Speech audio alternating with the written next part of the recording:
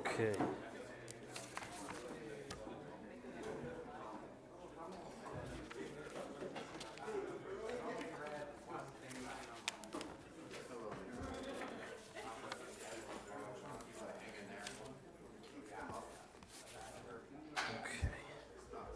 I wonder if I can put that there. Okay, ladies and gentlemen, I guess we're going to get started now. Okay. I don't know what the faculty's doing here. You already know everything I'm going to say. You should all go socialize somewhere. I learned this all from you, so I'm just repeating it back. Okay? Here we go. All right. This topic, of course, could go on forever, the Austrian School versus the conventional wisdom. That's why I came up with it. I thought I could repeat this every year with new material. So I've chosen a number of topics to hit, some briefly, some more in depth, but so that I can get to the most material, I actually prepared I do this a lot, I prepared a page on my site where I'm linking you to resources for further reading on these different topics. So there'll be some things that I've said a lot on YouTube, and I'm a little creeped out by how many people have apparently watched every YouTube video I've ever made. So they've already heard all this. I don't want to bore them. So in cases like that, I may just refer you to that page. So the page is tomwoods.com/conventional. Never had that page before on my site. So tomwoods.com/conventional is where the links related to this talk can be found. But don't go there because that'll give away all the topics I'm covering. And that would just spoil all the fun. So don't do that. All right. Instead, let's just dive right in blind. When I was in junior high school, I would say the topic that most persuaded me that a laissez-faire economy was a bad antisocial idea was the idea of monopoly. There were allegedly antisocial monopolies out there that were exploitative and that did damage to, well, laborers, the environment, consumer welfare, you name it. And we saw these terrible photographs or depictions of people working in terrible conditions and children working, and I could not imagine how anyone could support a system like that. So I certainly wasn't a commie, but I thought, come on, we've got to be reasonable here. You have to have some regulation, or otherwise you get that. So I didn't, unfortunately, on my resource page, put anything about child labor. So I guess I can't defer to that. I think I will have to say a brief word about it, having said something about that. I will just say very quickly on the question of child labor, my teacher, of course, never gave us the idea there was another way to think about this. It was always moralizing. Look at these photographs. That was the entirety of the argument. So I thought, well, yeah, I mean, look at this. Have you seen the photographs? And they are terrible, and I don't want to make light of that because I certainly wouldn't want to have been in a position where my kids had to work. But see, now you're getting a bit to a clue of what was really going on there. A lot of times when, even to this day, there is moral outrage on Facebook about some company and child labor or some country and child labor, you never get them asking, man, what are these parents thinking? It's always the company. Like the company somehow kidnapped these children, and that's how they started working there. Nobody ever asks about the parents. The parents just somehow just get a pass. But I kind of want to know, well, what is the deal with the parents? Why are these parents letting these children do this? And the answer, of course, is the reason that child labor existed since the beginning of time, which was there are finite resources in the world. Most people in history have been desperately poor and more or less one bad harvest away from starvation. So they don't have the luxury of saying, well, of course my child is going to go to kindergarten through 12th grade and learn and read Shakespeare and so on. They're barely able to survive. And in fact, even global institutions like World Health and International Labor Organization have more or less conceded that the reason that you have child labor is not that in some countries everybody, by a bizarre coincidence, just all happen to be evil. Just in that one arbitrarily drawn boundary that all these just happen to be evil. Wouldn't that be an amazing coincidence? Or the worst parents in the world are in like 5 countries. They're all there. How did they get there? Isn't that a weird coincidence? Why would they all be there? Well, instead, the reason is if the children don't work, the family starves. That's the situation. So it's not that we like child labor, but that's what happened. Now, in my book, The Church and the Market, I have probably like a 5-page overview with footnotes about justifying what I'm saying. But this is more or less conceded by a lot of economists, left or right, that that's the reason. So that when you simply say, well, we'll just abolish it, we'll just get rid of it. So what happens then? So that means starvation now doesn't occur because you passed a law, the anti-starvation law. The thing you were trying to do to avert starvation is now banned. That ought to get rid of starvation. Well, of course, what happens is the kids wind up going into prostitution or flat out starving to death, which has indeed happened in multiple cases when guilt-ridden Westerners think that this is the correct approach. Well, it's not. Likewise, of course, the working conditions people endure, this is because these are extremely impoverished societies.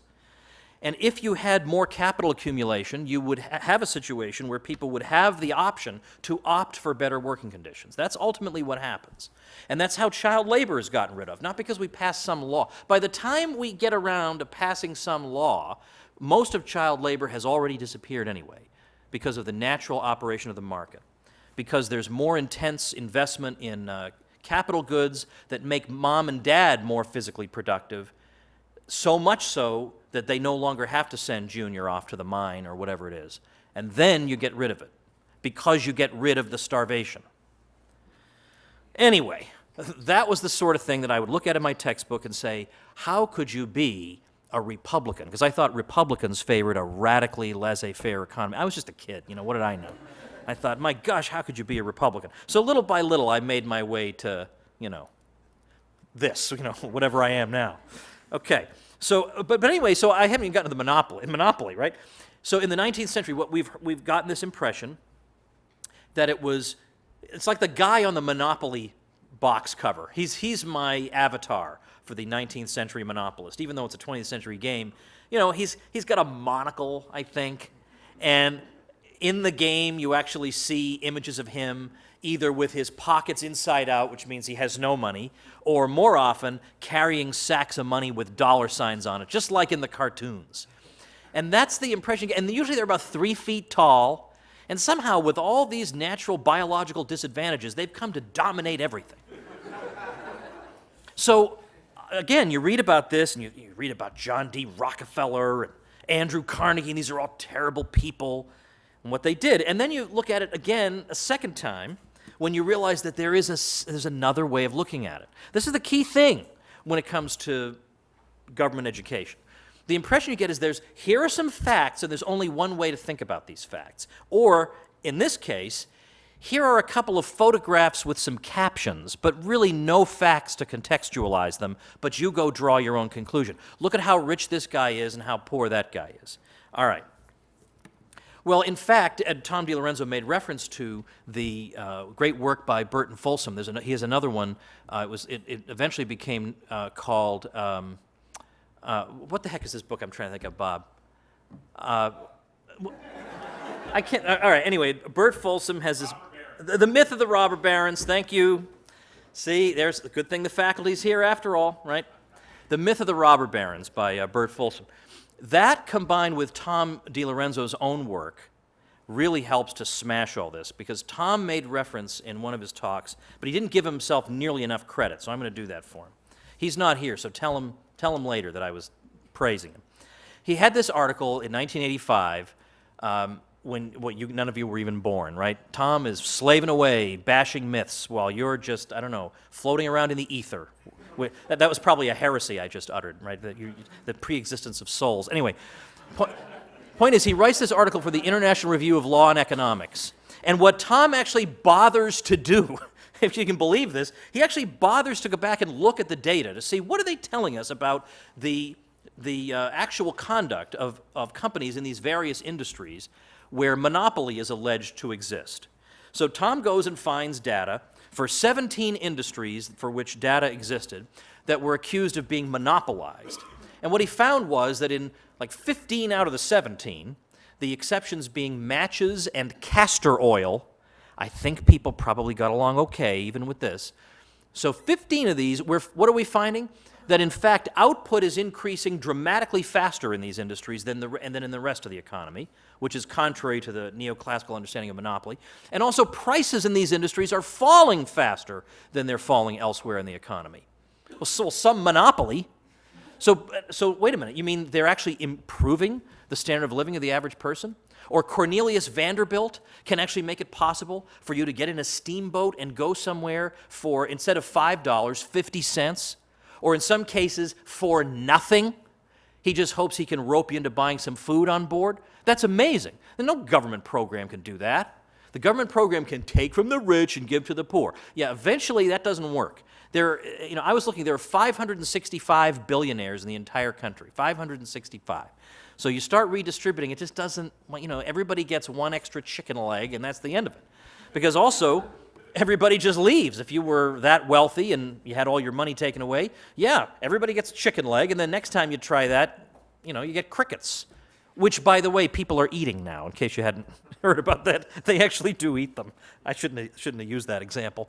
So the point is that when you actually read the stories about these people, they're actually quite extraordinary. But the fact that, practically speaking, one person reduced the price of steel rails by 90% is rather an interesting thing. And yet you would have no clue about that if you read the typical textbook from the 8th grade. No clue whatsoever. So check that stuff out. I've got links on that at the page I mentioned, tomwoods.com/conventional. Another one. Now, you all know the answer to this, but you know the answer because of people like Rothbard who went to the trouble to dig up the information. In the 1930s, everybody kind of knew who Herbert Hoover was. And when Franklin Roosevelt was running against him, his vice presidential nominee said, Herbert Hoover is driving us down the road to socialism.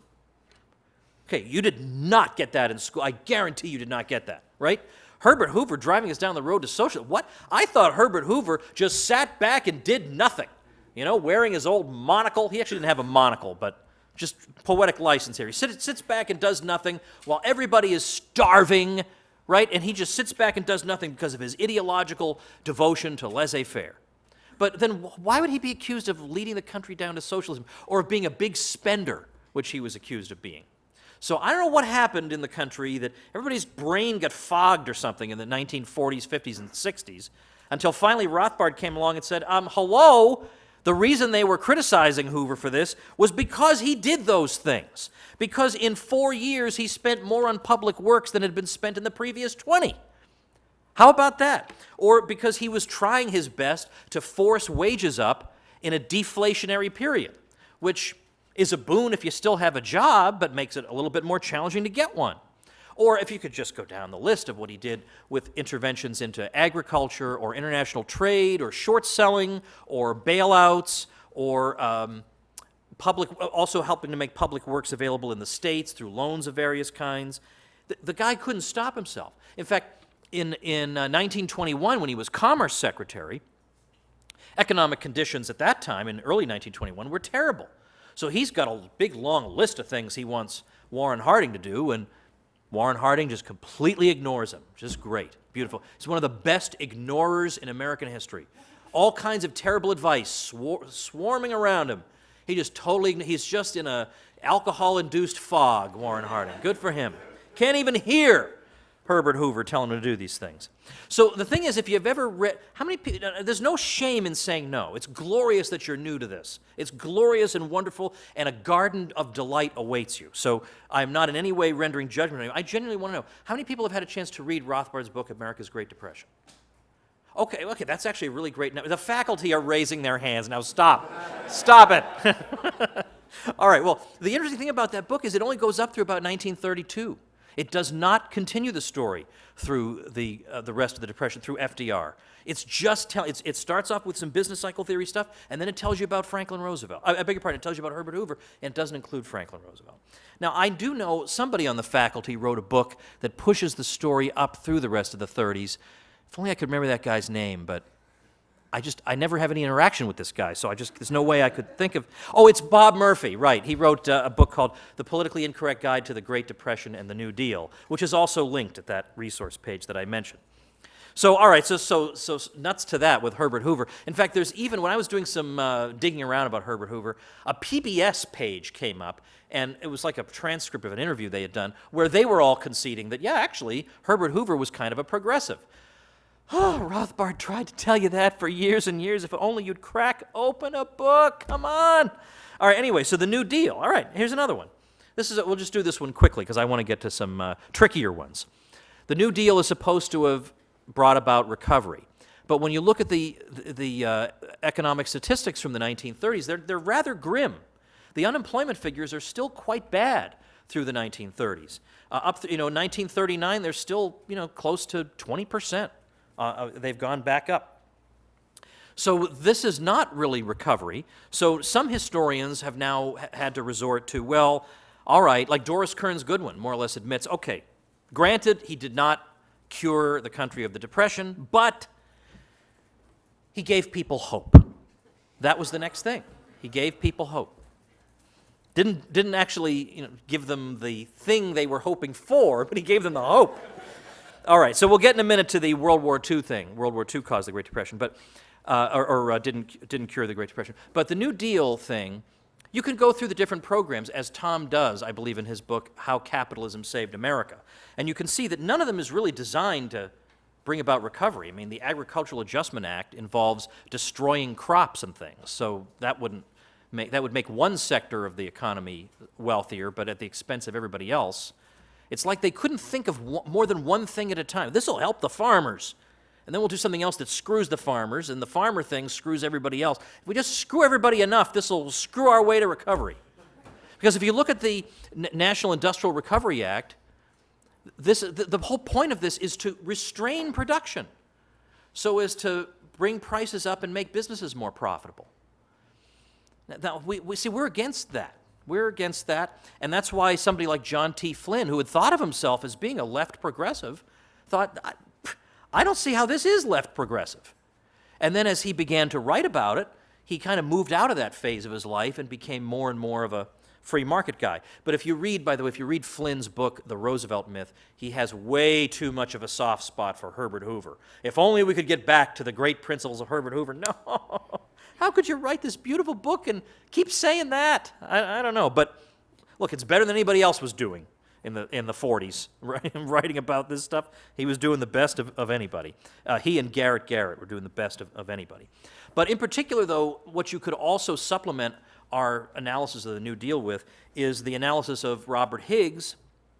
And if you haven't read his article on regime uncertainty, I highly recommend it, because what he does is he goes back and he uses a couple of different kinds of empirical evidence to justify his claim that the reason the recovery was so sluggish and so prolonged was that there was a dramatic level of uncertainty among investors. Because there's always uncertainty about the future, but this is like exceptionally exponential uncertainty. And we see that reflected in the abnormal rate premium in longer-term investments and debt instruments.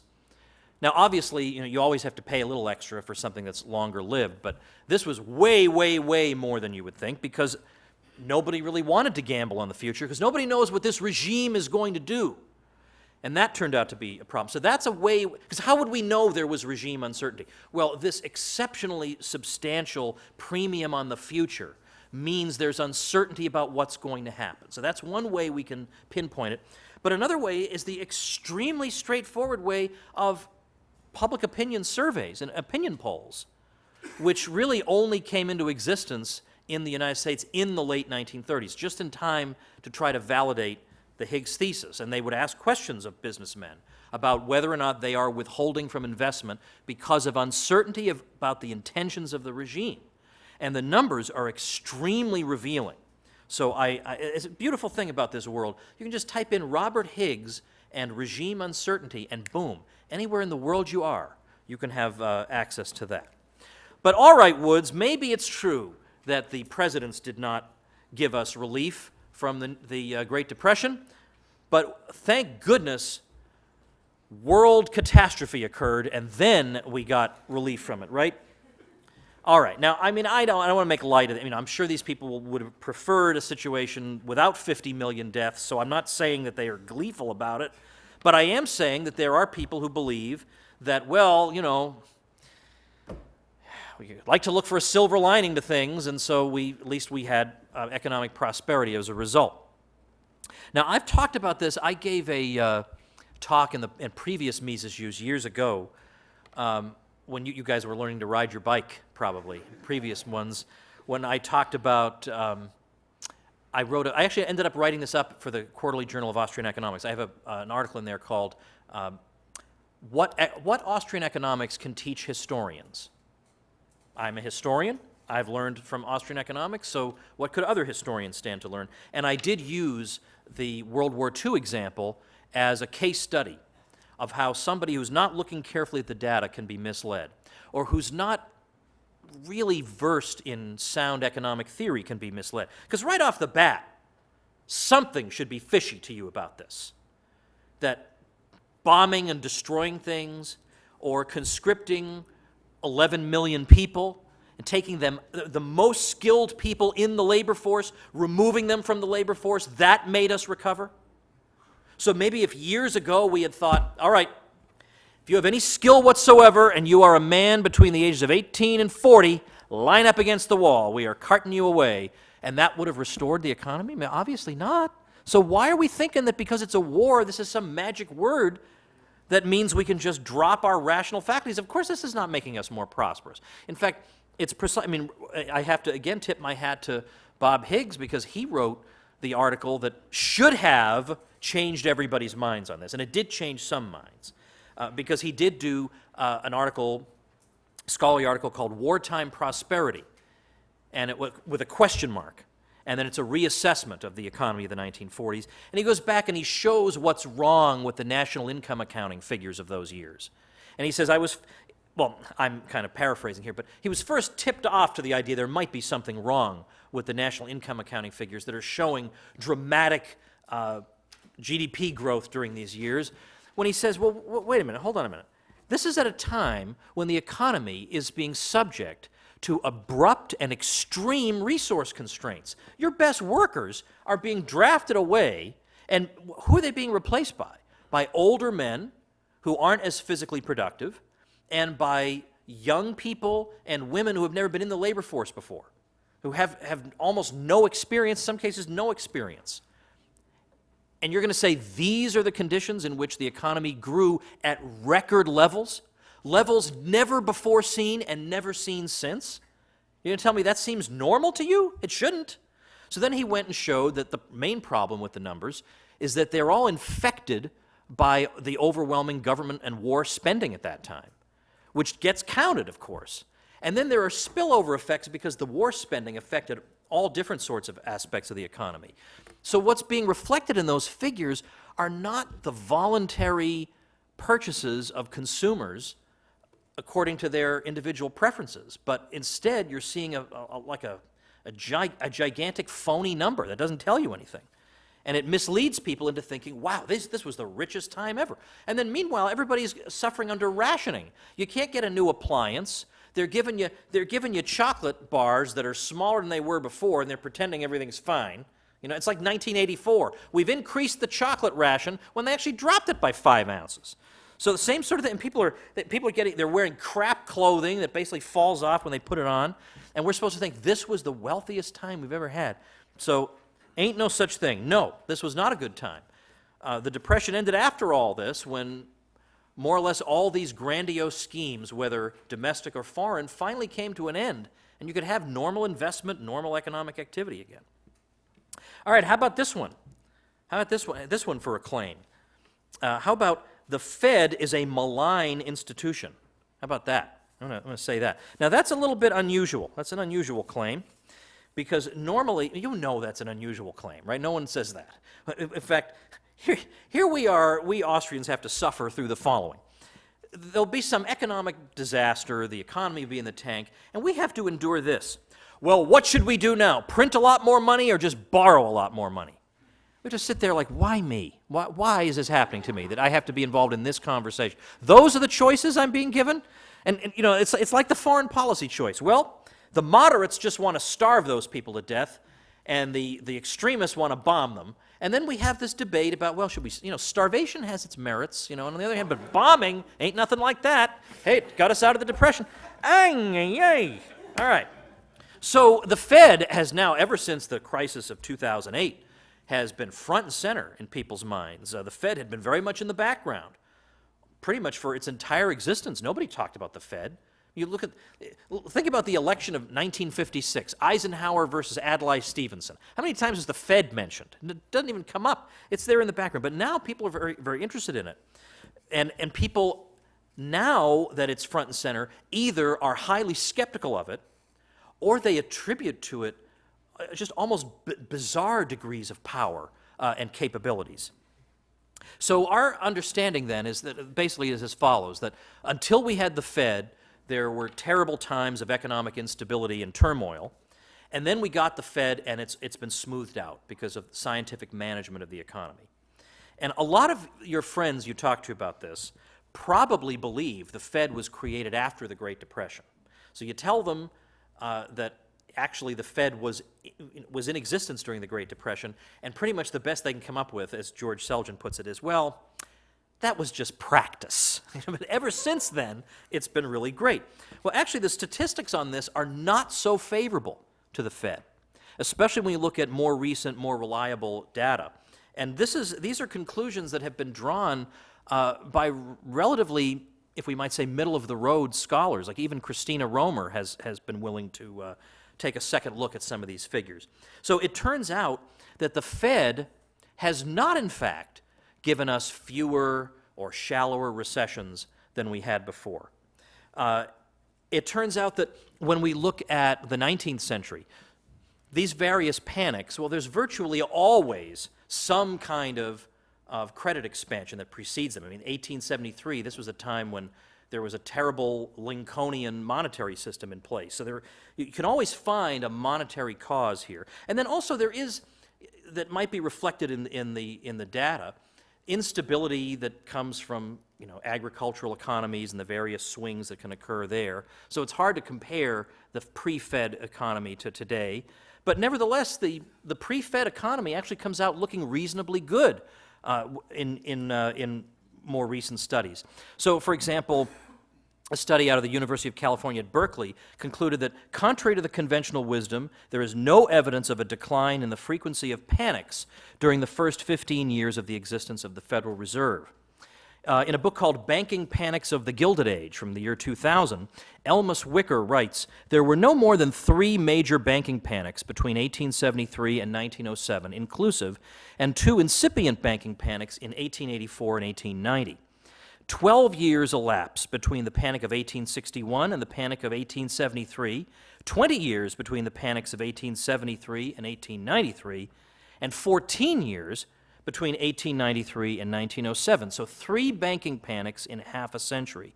And in only one of the 3, 1893, did the number of bank suspensions match those of the Great Depression. By contrast, there were 5 separate bank panics in the first 3 years of the Great Depression alone. And when we look at these pre-Fed panics, we find that the very worst one was 1893. And in 1893, in terms of depositor losses, and depositor losses in the Panic of 1893 amounted to 0.1% of GDP. That was the worst one. But by contrast, over the course of the past 30 or so years in the regime of central banking, the world has seen 20 banking crises that led to depositor losses in excess of 10% of GDP, and half of those, 20%. So the claims for the Fed are overblown. And of course, I guess the housing bubble was also practice, but I'll come to the housing bubble if I have time. But if not, there's a book by a fellow you may know called Meltdown that deals with that particular one. That wasn't Murphy. That one was me. All right, let's talk about. I want to talk about a particular episode in economic history that I've become especially fond of, and there has been more work done on it since I did my little thing. I wrote an article for a periodical called the Intercollegiate Review on the forgotten depression of 1920 to 21. Now, there was some pushback against that, but our people pushed back like with machine guns. We pushed back against the pushbackers, and they haven't been heard from since. So one of the pushbackers is Patrick Newman. I don't think is here right now, but he is awesome. You are the best pushbacker I have ever seen, because Patrick wrote an article, also linked at my resource page, answering the answerers, because like some of us, like Bob and Jim Powell and people had talked about this, and then we got attacked by the answerers, and then the anti-answerers were led by Patrick. Well, anyway, the argument runs like this, that in the 1920 to 21 depression, you had double-digit unemployment, nearly 12%, jumping from 4% to 12%. You have a very substantial GNP decline. And again, this is the time when Herbert Hoover is begging Warren Harding to do something. By the time it even occurs to him to try, the thing is over. By the late summer of 1921, we already had signs of recovery visible, and the unemployment rate starts to come down. Now, it's interesting to note that Japan also experienced rather grim economic times in 1920, and they responded exactly the opposite way from the U.S., because what I'm going to suggest to you is that the U.S. government responded altogether correctly. And I almost can't even, it's bizarre that somewhere in the ether is my voice saying those words, that the U.S. government responded correctly, as opposed to the Japanese. This is Benjamin Anderson, who is a great economist, by the way, from mid-20th century, writes, the great banks, the concentrated industries, and the government got together, that is in Japan, destroyed the freedom of the markets, so in other words, this is how they responded to their problems, arrested the decline in commodity prices, and held the Japanese price level high above the receding world level for 7 years. During these years, Japan endured chronic industrial stagnation, and at the end, in 1927, she had a banking crisis of such severity that many great branch bank systems went down, as well as many industries. It was a stupid policy. In the effort to avert losses on inventory representing 1 year's production, Japan lost 7 years. By contrast, says Anderson, in 1920 to 21, we took our losses, we readjusted our financial structure, we endured our depression, and in August 1921, we started up again. The rally in business production and employment that started in August 1921 was soundly based on a drastic cleaning up of credit weakness, a drastic reduction in the costs of production, and on the free play of private enterprise. It was not based on governmental policy designed to make business good. How about that? The Keynesian economist Robert Gordon later said, government policy to moderate the depression and speed recovery was minimal. The Federal Reserve authorities were largely passive. How about that? Despite the absence of a stimulative government policy, however, recovery was not long delayed. Now, of course, he's a Keynesian, so he's got to say, despite the absence of stimulus, we got out of this. And then he goes right on. Instead of saying, you know, this has created a crisis of conscience for me. How could this have occurred? No, he's on to the next thing, as always happens. Like when Peter Schiff was right that there was going to be a financial crisis, and all these boneheads laughed at him. Then there's a financial crisis. They're still blabbing, right? Not one of them says, maybe I should shut up for a while, retire to a monastery and meditate and think about the direction of my life. Nope, blah, blah, blah. They just keep on going. Except Ben Stein, by the way, the one honorable guy, said, nope, I was wrong and Peter was right. One decent guy. And he's not always decent, so don't go cheering for him. But on this case he was pretty cheery. And it really is true that when you look at the situation, the federal government and the Fed did indeed take a more or less hands-off position.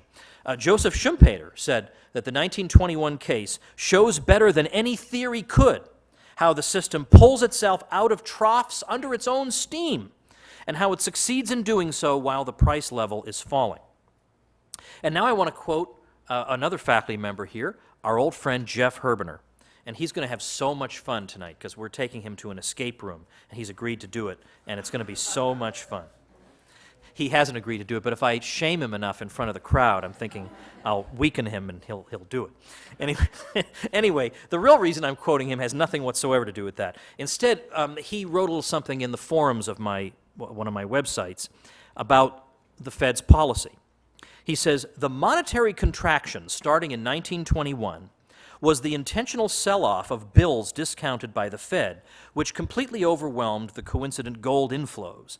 The Fed's balance sheet didn't stop falling until 1922, well after the recovery had begun, and plateaued for the next 2 years as the recovery proceeded apace. In other words, Fed policy was decidedly contractionary during the early recovery from 1921 to 1922, and significantly contractionary during the entire recovery from 1921 to 1924. And yet, there you have it. It recovers. Now, let me just say, because I don't want this to look like a bizarre curiosity, right? Maybe this is just a fluke. Maybe normally economies don't recover this way. So at a time like this, it's important to try to think through why would this have happened, or how would this have happened. And to do that, let me just say just a quick thing about Austrian business cycle theory. I know you've had plenty of exposure to it, but let me say a quick thing about it, because it does help us understand what not to do about a recession, and then it can help you understand why, when we didn't do the things not to do, things turned out all right. So one of the things that helped me to understand the Austrian business cycle theory better was as follows, and to see how it actually integrates with the Austrian understanding of capital and stages of production and so on. It basically goes like this, that if in our case, the Federal Reserve pushes interest rates artificially low, I mean, you've already heard all this. The interest rate gets pushed artificially low, the economy gets on an unsustainable path. But what do we mean by an unsustainable path? What would that look like? And so what's actually happening is, let's first think about a normal economy where interest rates fall. Interest rates fall, we all save more, tends to push interest rates down. And what that means is, when we save more, it means we're not consuming as much. We're not gonna run out and blow our entire paychecks. We're gonna save some of it. So consumer goods industries will have a relative contraction because we don't buy as much consumer good stuff. So there's a relative contraction there. But what that also means is that the productive resources that might have been used to ship clothing to and from different JCPenney locations is now available for higher order stages to make use of, because the higher order stages can also use trucking services. So when we stop buying so many new shirts at JCPenney, well, they don't need as many trucks to ship new shirts in.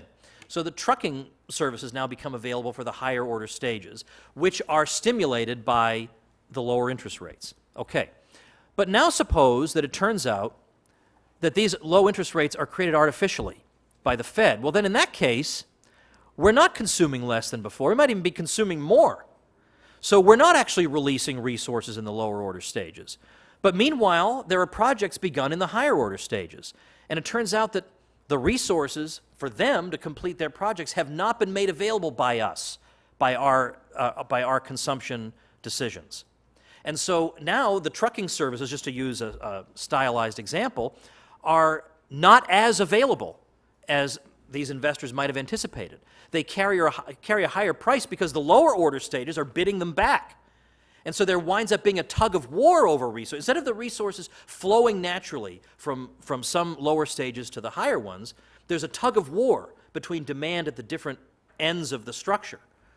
And given that the higher order stages are more or less being sustained through artificial monetary means, we know who's going to win that tug of war, and it's not these new investments.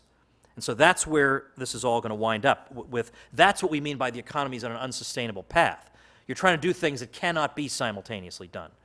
And that will come out as losses for a lot of these new projects. So then, now that we get what happened, what's the natural next thing to do? Is it to make interest rates even lower than they were before? Well, obviously, what would that do? That would just perpetuate the problem.